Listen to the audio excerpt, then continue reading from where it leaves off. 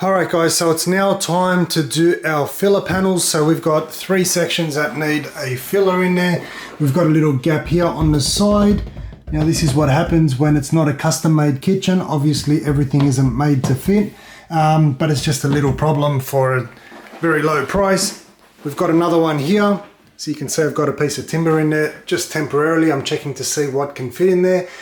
And we've got another one down here. So this is where it becomes a little bit tricky, a little bit more complicated, and the profile that you pick on your door is going to make a massive difference. And I'll show you guys why, in case you're looking at purchasing some doors and you're trying to figure out what's going to be best for you, not just aesthetically, but also for installation. So here we've got a molded door with some little grooves on here on the edge. You can see it tapers off. I'll come in a little bit closer for you guys. It tapers off, and this is very important for this door. I honestly didn't pick it for this reason, but you guys are going to see why this is a good option in a second. So the thickness of the door and the thickness of the filler panel is different. This is where the biggest issue comes. They should have just made them the same size. It would have resolved all of these problems, but anyway. So the actual door itself is about 20 mil. This one here is about 14, so we've got roughly about 6 mil in variance. And if you had any other profile on this door, especially anything that's got a sharp squared edge here on the side, you're going to notice that big drop on the side there, and it's going to look like a step. Why that's important, if we remember when I came over to this end panel here, we pushed it out far enough so that it's actually level with the door. And if you see there, it's completely level with the door. But what I'm going to do is on the filler panels, I'm actually going to leave it flat. And the reason why I'm doing this is because it has a little taper here on the edge. If I pull this board back, you'll see we've got a little crease mark, or the little beveled edge where it begins lines up exactly with my 14 mil filler panel. So that's why I'm going to actually use it to install it this way. It's going to have a tiny little drop coming down, but because it's got a tapered edge on the profile of that door, it's not going to draw your eyes' attention, and it's not going to be an eyesore. If you have any other door, especially a squared edge or a flat edge on the edge of it, you're going to have to get a little bit creative. So I'm going to quickly cut 2 pieces of timber at 200 wide. That way it's going to sit right there in the middle. You can see there the cabinet is 350. And we're going to keep our timber right there in the middle. The reason why I'm keeping it only in the middle is so that nothing else gets in the way when we're trying to screw everything. So 200 a piece for the bottom, 200 a piece for the top, just of 90 mil timber. We're going to get that done, and then we're also going to cut down a piece at 90 mil because we've got a 90 mil spacing right there. Top and bottom is exactly the same. Luckily the walls are nice and plumb. If not, you're going to have to scribe the edge to make sure you've got a nice contour that's going to follow the line of the wall. But in this case here, perfect little plumb wall, 90 mil filler panel on the bottom, same thing on top, and a 90 mil exposed face right there. So I'm going to quickly cut those pieces up. Alright, so there's a lot of different ways that you can do this. You can be as creative as you like. This way here's going to work best for me. I'm going to pre-drill my locations first. So we've got my little 200 piece of scrap piece of timber. I've got a little piece of white filler that we're going to put for the base and for the top. I've also got a line marked there, roughly at about 50 mil in from the edge. That way I know exactly where to drill. And I've got it here on a flat surface so that they're both going to be 100% level with each other. Make sure your drill bit doesn't go too far in, and also your screws don't pop out the other side. Otherwise you're going to have to start all over again. So this one here can go hard through, all the way to the edge. Switch over now and we'll drive a few screws through.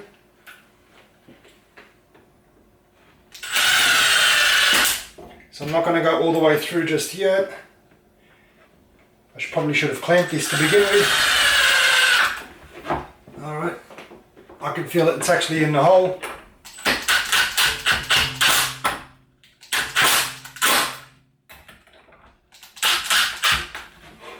Alright, check your backside.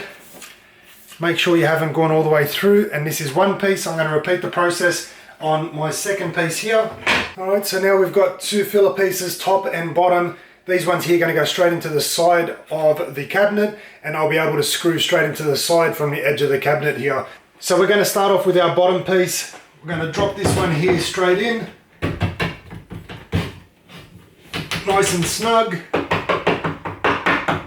Tap this one up to our location.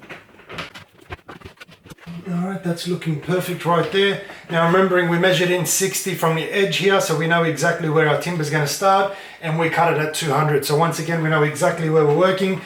Because I'm not so good on my left hand using the drill, I'm going to pre-drill these areas here. Hopefully I'll be able to do that with my left hand. I'll pre-drill it and then screw it all in.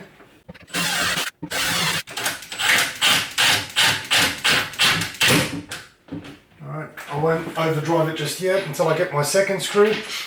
But we're going to countersink these once again as we did with the rest of the screws, and then put one of those beautiful little white stickers over the top.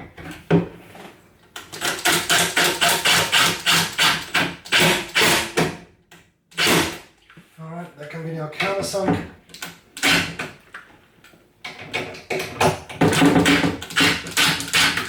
Alright, that's looking good. I'm going to do the same thing on our top piece now. Alright, so this is what it looks like so far. So now it's a continuation down the bottom. I don't really like the finish of these little cams here. I might finish it off with something else, but a little bit later. At the moment, everything's looking nice. That's all covered perfect. What we're going to do now is measure up the distance from top to bottom, and we're going to cut down a piece of filler, remembering that your cut edge needs to be up against the wall and the factory edge is going to be on the side here. So as long as you've got that lined up, you remember to cut on that side, measure it up only up until the edge right here, and we're going to put one of those pieces of timber once again. That should be perfect. Alright, so I've got my piece cut now. I added about 2 to 3 millimeters extra. That way I'm going to make sure that it overhangs just slightly on the edge of our cabinet here. At the end of the day, you can always remove material, but you can't put it back. So always undercut. That way if you need to cut a little bit more, you can cut that little bit extra. But that's looking pretty good right there. What I'm going to do before I screw everything together is I'm going to actually install the door. Make sure that I've got enough clearance here and I don't need to shave down anymore. If I do need to shave just another mil or two, I might do that before I actually screw it all together. Alright, so I've got my door in and everything's looking really nice. It feels like an actual kitchen now. My panel is in place. I haven't cut it down yet. I just wanted to make sure of the size. And that is absolutely perfect. Very happy with that. I'm going to take off the door and we can now install this filler panel. Alright, so just before we screw this one here, make sure once again that your screw doesn't go all the way through. I know it sounds stupid and I'm on auto repeat, but you just have to be very, very careful. Otherwise you're going to have to start all over again, and I'm sure by this point in the video nobody wants that. So at this point here, if I countersink it just a little bit, that's going to bite about halfway through, and that's plenty for that. I'll put about 3 or 4 screws into this one here. Alright, so we're going to take our filler piece, slot this one here in, line it up with the cabinet, make sure you're happy with that. We're going to pre-drill it once again because I don't trust my left hand.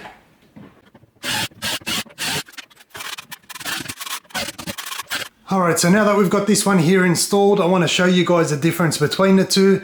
Remembering that this one here wasn't protruding out, I recessed it just a little bit, and to me, honestly, I'm very, very happy with that. Definitely not worth the extra effort.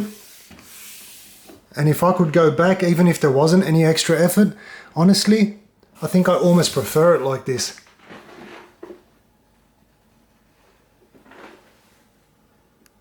So if you want an easy way out, buy the door with the little grooves on the side so it's rounded and it's not completely square, and you'll be able to do the exact same thing, but that's a really nice tight fit. So now I'm going to repeat the process on this bottom cabinet. It's just the face this time around because we've got stone going over the top. Same thing with that side there. That's the easy part done. Now that you guys know how to do the top, bottom and face, hopefully you guys will be able to do it as well.